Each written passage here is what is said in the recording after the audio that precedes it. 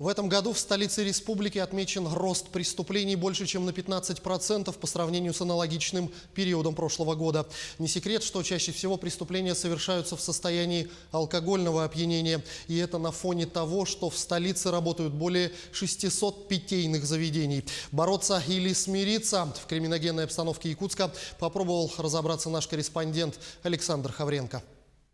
82 обращения в полицию. 11 уголовных дел, грабежи, кражи, угон автотранспорта. Вот далеко не полный перечень преступлений, совершенных посетителями всего лишь одного заведения в Якутске. Ресторан «Сунгари» признан самым криминальным заведением столицы.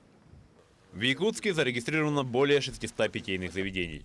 Бары, рестораны, кафе и ночные клубы. Из них в тройке антирейтинга столичной полиции 3 заведения. «Сунгари» – 11 преступлений. Второе место у ночного клуба «Зодиак» – 10 преступлений. Тройку антирейтинга замыкает приют бодливой козы, недавно сменивший название на «Фауст». 8 преступлений. Поэтому, естественно, эта ситуация, она влияет на криминогенную обстановку. Как бы мы там не приближали свои наряды, действовали в плане единой дислокации, там, да, контролировали это, увеселительные заведения. Но в любом случае все равно перекрыть все и сразу где-то не всегда получается. Поэтому, естественно, конечно, влияние есть. Конечно же, самая горячая пора для полицейских, особенно для сотрудников ДПС, это выходные. Когда все увеселительные заведения забиты под завязку.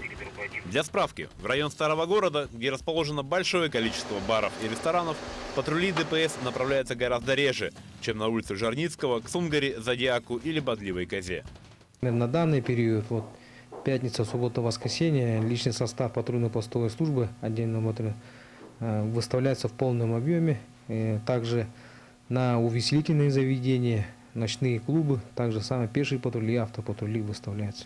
Но не только посетители ночных заведений делают статистику полиции по преступлениям. К сожалению, год от года количество уголовных дел не уменьшается. В этом году на территории столицы зарегистрировано 3236 преступлений.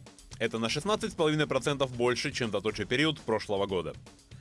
Самым часто совершаемым видом преступлений из года в год остаются кражи. Растет количество грабежей, разбоев и причинения тяжкого вреда здоровью.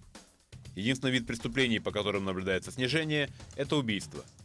К общей криминальной картине значительный прирост дали так называемые мобильные мошенничества с использованием телефонов и интернета. В этом году количество преступлений с использованием сотовых телефонов возросло более чем в 2 раза. С начала года зарегистрировано 133 подобных преступления.